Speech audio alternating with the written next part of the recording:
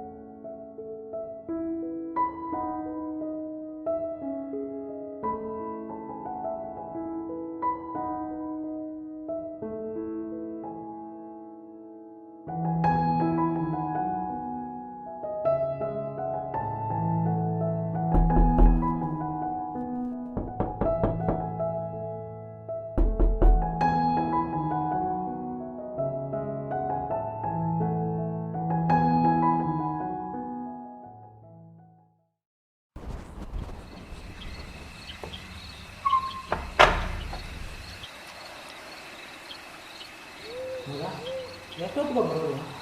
ಇವಾಗ ಬಂದಿದ್ದೇನಲ್ವ, ಬೇಡ ಅಂದರೆ ಬರ್ತೀನಿ. ಸರಿ ಬಾ.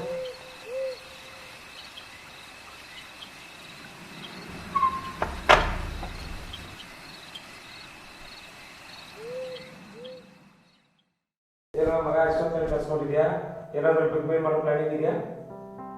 ಹೇಳ್ತೀನಿ, ಕೂತ್ಕೊ, ಬರ್ತೀನಿ. ತುಂಬ ಸಸ್ಪೆನ್ಸ್ ಇರ್ಬೇಡಪ್ಪ, ಬೇಗ ಹೇಳು.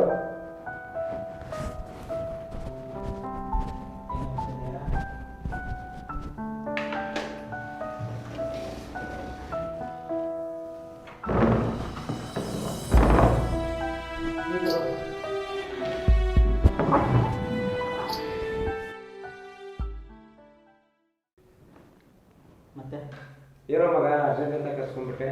ನಾನು ನಮ್ಮ ಅಮ್ಮನ ಕೈಯಲ್ಲಿ ತಪ್ಸ್ಕೊಂಡ್ಬರ್ಬೇಕಾದ್ರೆ ಇಷ್ಟೊತ್ತಾಯ್ತು. ಅದೇ ಒಂದು ಶಾರ್ಟ್ ಫಿಲ್ಮ್ ಮಾಡ್ಬೇಕಂತ ಪ್ಲ್ಯಾನ್ ಮಾಡಿದ್ದೀನಿ. ಅದಕ್ಕೆ ಏನು ಶಾರ್ಟ್ ಫಿಲ್ಮ? ಇನ್ನೂ ಎಷ್ಟು ಅಂತ ಈ ಸಣ್ಣ ಪುಟ್ಟ ಶಾರ್ಟ್ ಫಿಲ್ಮ್ ಮಾಡ್ಕೊಂಡಿರ್ತೀಯ? ಒಂದು ಯಾರಾದರೂ ಬಿಗ್ ಪ್ರೊಡ್ಯೂಸರ್ ಇದ್ದರೆ ನೋಡು, ಬಿಗ್ ಮೂವಿನ ಮಾಡೋಣ.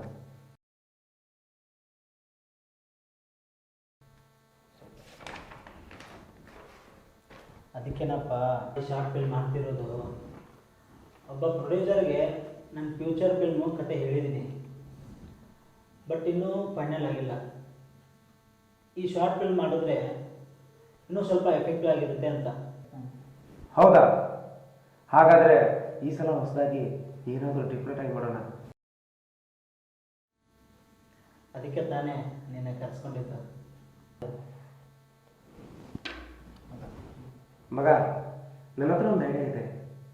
ಮನೆಯಿಂದ ಬರ್ಬೇಕಾದ್ರೆ ಬ್ರೇಕಿಂಗ್ ನ್ಯೂಸ್ ನೋಡ್ಕೊಂಡ್ಬಂದೆ. ಅದೇ ಆ ಸೈಕೋ ಕಿಲ್ಲರ್, ಅವನು ಯಾರು, ಹೇಗಿರ್ತಾನೆ ಅಂತ ಯಾರಿಗೂ ಗೊತ್ತಿಲ್ಲ. ಅವನ ಮೇಲೆ ಒಂದು ಕತೆ ಮಾಡಿ ಅದಕ್ಕೆ ಸ್ವಲ್ಪ ಉಪ್ಪು ಖಾರ ಹಚ್ಬಿಟ್ಟು ಬೇಸ್ರಾಮ್ ರಿಯಲ್ ಸ್ಟೋರಿ ಅಂತ ಮಾಡಿಬಿಟ್ರೆ. ನಾನು ಆಲ್ರೆಡಿ ಅದ್ರ ಮೇಲೆ ಪ್ರಯತ್ನ ಮಾಡಿದ್ದೀನಿ. ಹೌದಾ? ವಾಟ್ ಎ ಕೋಇನ್ಸಿಡೆನ್ಸ್ ಮಗ, ಸೂಪರ್. ನೀನು ಕತೆ ಮಾಡಿದೆ ಅಂದರೆ ತುಂಬ ಇಂಟ್ರೆಸ್ಟಿಂಗ್ ಆಗಿರುತ್ತೆ. ಫಸ್ಟು ಕತೆ ಹೇಳು, ಆಮೇಲೆ ಬೇಕಾದ್ರೆ ಸ್ಕ್ರಿಪ್ಟ್ ಮಾಡೋಣ. 20 ವರ್ಷಗಳ ಹಿಂದೆ ನಮ್ಮ ಕನ್ನಡ ನಾಡೆ ಹೆಮ್ಮೆ ಪಡುವಂಥ ಒಬ್ಬ ಪ್ರಸಿದ್ಧ ಸಾಹಿತಿ ಇತ್ತು. ಈ ನಾಡು ನುಡಿಗೋಸ್ಕರ ಹೋರಾಡಿದ ಜೀವ ಅದು. ಅವ್ರು ಮಾಡಿದ ಪಾಪನೋ ಏನೋ ಗೊತ್ತಿಲ್ಲ, ಅಂಥ ಮಹಾನ್ ವ್ಯಕ್ತಿ ಹೊಟ್ಟೆಯಲ್ಲಿ ಒಬ್ಬ ರಾಕ್ಷಸ ಗುಣ ಇರೋ ಮಗ ಇರ್ತಾನೆ. ಒಂದಿನ ಎಕ್ಸಾಮಲ್ಲಿ ತನ್ನ ಮಗ ಫೇಲ್ ಆದಂತ ಬಾಯಿಗೆ ಬಂದಂಗೆ ಬೇಯ್ಬಿಟ್ರು. ಅಷ್ಟಕ್ಕೆ ಅಲ್ಲೇ ಇದ್ದ ನಮ್ಮಪ್ಪ ಒಂದೇ ಏಟಿಗೆ ನೆಲಕ್ಕೆ ಬಿದ್ದು ಒದ್ದಾಡ್ತಾ ಇದ್ರು. ಅಪ್ಪ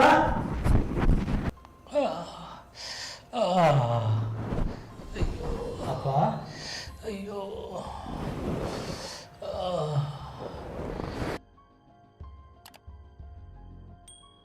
ಅಪ್ಪ ಸತ್ರ ನೀ ನನ್ನ ಮಗ ಏನು? ಓ ಇನ್ನೂ ಸತ್ತಿಲ್ವಾ? ಈಗ ಸಹಿಯಪ್ಪ, ಯಾರಾದರೂ ಬರ್ತಾರೆ.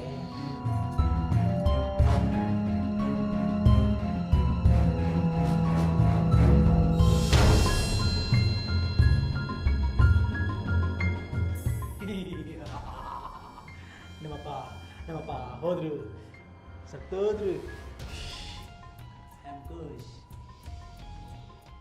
ನೀನೇ ಕೊಂದೆ ಅಂತ ಯಾರು ಗೊತ್ತಾಗಲಿಲ್ವಾ? ನಾನು ಕೊಂದ? ನಾನು ಯಾವಾಗ ಕೊಂದೆ? ಅವರು ಮೆಟ್ಲಿಂದ ಬರಬೇಕಾದ್ರೆ ಕಾಲು ಜಾರಿ ಬಿದ್ದು ಸತ್ತೋದ್ರು. ಈ ಕತೆ ಹೇಳಿ ಎಲ್ರಿಗೂ ನಮಿಸಿ ಆ ಕತೆನ ಅಲ್ಲಿಗೆ ಮಗ. ನಿನಗೂ ಇನ್ನೊಂದು ವಿಷಯ ಗೊತ್ತಾ? ನಾನು ಕಾಲೇಜಲ್ಲಿ ಓದ್ತಾ ಇರಬೇಕಾದ್ರೆ ನನ್ನ ಪಾಡಿಗೆ ನಾನು ಸುಮ್ಮನೆ ಮಲ್ಕೊಂಡಿದ್ದೆ. 1 ಅವರ್ ಆಯಿತು, 2 ಅವರ್ ಆಯಿತು, ಲೆಕ್ಚರರ್ ಹಾಗೆ ಪಾಠ ಮಾಡ್ತಾಯಿದ್ದಾರೆ.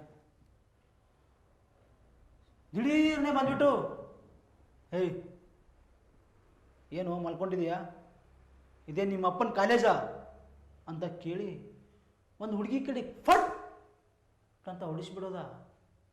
ಅದಕ್ಕೆ ನಾನು ಸುಮ್ಮನೆ ಇರ್ತೀನಾ? ಇರಲ್ಲ. ಆ ಸರ್ ಟಾಯ್ಲೆಟಲ್ಲಿ ಒಬ್ಬರೇ ಸಿಕ್ಕಾಗ ಅವ್ರ ಕತ್ತನ ಹೆಚ್ಚಿಗೆ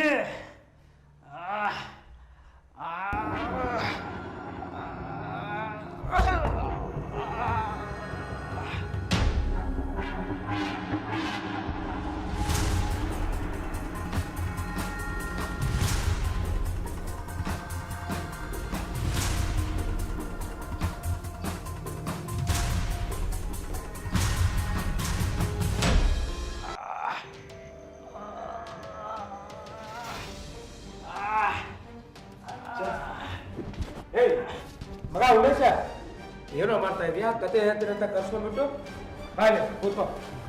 ಸಾಯ್ಕೋತಾರಲ್ಲ ಬರೋ ಗೊತ್ತಿಲ್ಲ ಮಗ. ಕೂತ್ಕೊರೋಣ ಬಿಡು. ಕತೆನ ಇಲ್ಲಿಗೆ ಸ್ಟಾಪ್ ಮಾಡು. ಕತೆನಾ ಇಲ್ಲಿಗೆ ಸ್ಟಾಪ್ ಮಾಡು, ಸಾಕು. ನನಗೆ ಯಾಕೋ ಭಯ ಆಗ್ತಾ ಇದೆ. ಭಯ ಈ ಭಯನೇ ನನಗೆ ಇಷ್ಟ. ಸಾಯ್ಬೇಕು, ಜನ ಸಾಯ್ಬೇಕು, ಅವ್ರು ಸಾಯೋದನ್ನು ನೋಡಿ ಎಂಜಾಯ್ ಮಾಡಬೇಕು. ಅವರು ಪ್ರತಿಯೊಬ್ಬರು ರಕ್ತ ಕಾರ್ಕೊಂಡು ಸಾಯ್ತಿರ್ಬೇಕಾದ್ರೆ ಆ ರಕ್ತದ ರುಚಿ ಸಾಯ್ಬೇಕಾದ್ರೆ ದನಿಯಲ್ಲಿ ಬರೋ ಆ ಸೌಂಡು ಅಬ್ಬಬ್ಬಬ್ಬಬ್ಬ ಅಮ್ಮಮ್ಮಮ್ಮಮ್ಮಮ್ಮಮ್ಮ ಅದೊಂಥರ ಸುಖ ನನಗೆ. ಅದಕ್ಕೋಸ್ಕರನೇ ಇಡೀ ಕರ್ನಾಟಕದಲ್ಲಿ ಪ್ರತಿ ಏರಿಯಾನು ಬಿಡದೆ ಯಾರಿಗೆ ಅವಕಾಶ ಸಿಗುತ್ತೆ ಪ್ರತಿಯೊಬ್ಬರನ್ನು ಕೊಂದು ಆದ ಸುಖ ನಾನು ನೋಡ್ತಿದ್ದೆ. ಈಗ ಮಗ ಕಥೆಯಲ್ಲಿ ಒಂದು ಟ್ವಿಸ್ಟ್ ಇದೆ. ಈ ಸೈಕೋ ಕಿಲ್ಲರ್ಗೆ ಕೊಲ್ಲಬೇಕಂತ ಹುಚ್ಚು ಕನಸು. ಹೊರಗಡೆ ಹೋದರೆ ಪ್ರತಿ ಮನೆಗೂ ಒಬ್ಬ ಪೊಲೀಸ್ ಇದ್ದಾನೆ. ಈಗ ನೋಡಿದ್ರೆ ಸಾಯಿಸ್ಬೇಕು. ಕೊಲೆ ಮಾಡಿ 3 ತಿಂಗಳಾಯಿತು. ಆ ರಕ್ತದ ರುಚಿ ನೋಡಿ 3 ತಿಂಗಳಾಯಿತು. ಏನು ಮಾಡಲಿ, ಯಾರನ್ನ ಕರೀಲಿ, ಯಾರನ್ನ ಕೊಲ್ಲಲಿ? ಐಡಿಯಾ ಮಗ. ಈಗ ಆ ಕ್ಲೋಸ್ ಫ್ರೆಂಡ್ನ ರೂಮಿಗೆ ಕರ್ಸ್ಕೊಂಡಾಗ ನೀನು ಹೇಳಿವಾಗ ಆ ಫ್ರೆಂಡ್ ಏನು ಮಾಡ್ತಾನೆ? ಸ್ವಲ್ಪ ಕೂಲಾಗಿ ಕೇಳು. ನೀನು ಮಾಡ್ತಾರೋದು ನಂಗೆ ಭಯ ಆಗ್ತಾ ಇದೆ. ನೋಡು, ನೀನು ಕಥೆಯಲ್ಲಿ ಹೇಳ್ತಾ ಇರೋದು ತುಂಬ ಚೆನ್ನಾಗಿದೆ. ಅದು ಸಿನಿಮಾದಲ್ಲಿ ಫ್ರೆಂಡ್ಸ್ ಹತ್ರ ಚೆನ್ನಾಗಿರುತ್ತೆ, ಜನ ಚಪ್ಪಲ್ ಹೋಗ್ತಾರೆ. ಬಟ್ ರಿಯಲ್ ಲೈಫಲ್ಲಿ ಫ್ರೆಂಡ್ನ ಕೊಡ್ಬಾರ್ದು. ಯಾಕಂದರೆ ಫ್ರೆಂಡ್ ಅಂದರೆ ಜೀವಕ್ಕೆ ಜೀವ ಕೊಡುವಂಥ ಗೆಳೆಯ ಅಂತಾರೆ. ಅಂಥವ್ರನ್ನ ಕೊಡ್ತೀಯಲ್ವ, ತಪ್ಪಾಗುತ್ತೋ? ಮಗ ಎಂಥ ಮಾತು ಹೇಳಿದೆ ಮಗ. ಹಾಗಾದರೆ ನನಗೋಸ್ಕರ ನೀನು ಸಾಯಲ್ವೇನು? ಹಾಂ, ನನಗೋಸ್ಕರ ಸತ್ಬಿಡು ಮಗ, ಏಯ್ ಸತ್ಬಿಡು ಮಗ. ಮಗ ಮಗ ಸ್ಕೂಲಲ್ಲಿ ಇರಬೇಕಾದ್ರೆ ಹೇಳಿದೆ ತಾನೆ, ನಿನಗೋಸ್ಕರ ಜೀವನೇ ಕೊಡ್ತೀನಿ ಅಂತ ಹೇಳ್ತಾ ಇದ್ದೆ. ನನಗೋಸ್ಕರ ಈ ಜೀವ ಕೊಡಲ್ವೇನು? ಕೊಟ್ಬಿಡು ಮಗ, ಕೊಟ್ಬಿಡು. ಅದೇನೋ ಹಂಗೆ ಹೇಳಿದ ಕಣೋ, ಆದರೆ ಕೊಟ್ಬಿಡು.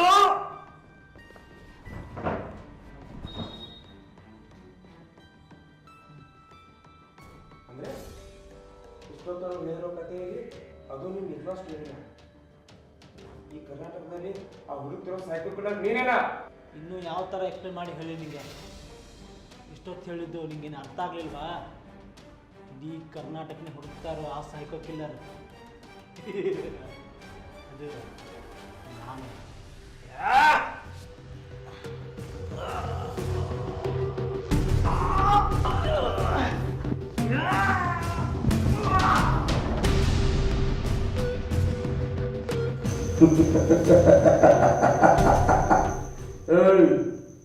ಇಷ್ಟೊತ್ತರೆಗೂ ನೀನು ಹೇಳೋದು ಕತೆ ಅಲ್ಲ, ಇವಾಗ ನಾನು ಹೇಳ್ತೇನೆ ನೋಡು, ಅದು ನಿಜವಾದ ಕತೆ. ಕಾಲೇಜಲ್ಲಿ ಇರ್ಬೇಕಾದ್ರೆ ಒಬ್ಬ ಟೀಚರ್ನ ಕೊಲೆ ಮಾಡಿದೆ ಗೊತ್ತಾ? ಅವ್ರ ಮಗ ನಾನು. ಅವಾಗಿಂದ ಹೊಂಚಾಕಿ ಸಂಚಾಕಿ ಕೆಚ್ಚಾಕೊಂಡು ಕೂತಿದ್ದೆ. ಸರಿಯಾಗಿ ಸಿಕ್ಕಾಕೋಬೇಡ. ನಾನು ಹಾಕಿರೋ ಜೇಡದಲ್ಲಿ ನೀನೇ ಬಂದಿದ್ದೀಯಾ. ಇದನ್ನ ನಿನ್ನ ಉಳಿಗಲ್ಲ ಇಲ್ಲ. ಗುಡ್ ಬಾಯ್.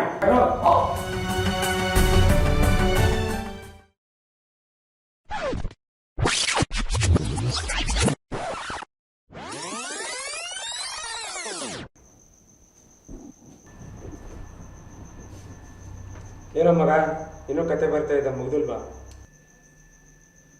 ಕತೆನಾ? ಅದೇ ಮುಗಿತಾ ಬಂತು. ಆ ಫ್ರೆಂಡ್ ಅದ ನೋಡು, ಆ ಫ್ರೆಂಡು ಆ ಸೈಕೋ ಕಿಲ್ಲರ್ನ ಕೊಲ್ತಾನೆ. ಅಲ್ಲಿವರೆಗೂ ಇವಾಗ ಕತೆ ನಾನು ಬರೆದಿದ್ದೀನಿ, ನೋಡೋಣ ಎಲ್ಲಿ ಹೋಗಿ ನಿಲ್ಲುತ್ತೆ ಅಂತ. ಮತ್ತು ಇನ್ನೊಂದು, ಒಬ್ಬ ನಿರ್ದೇಶಕ ಆದವನು ಕತೆನ ತಯಾರು ಮಾಡಬೇಕಾದ್ರೆ ಫಸ್ಟು ಆ ಕಥೆಯಲ್ಲಿ ಅವನು ಜೀವಿಸಬೇಕು. ಅಂದಾಗಲೇ ಆ ಕತೆ ಇನ್ನೂ ರಿಯಲಿಸ್ಟಿಕ್ ಆಗಿ ಬರೋದು. ನಾನು ಬರ್ತೀನಿ, ಬಂದಮೇಲೆ ಬರೆಯೋಣ.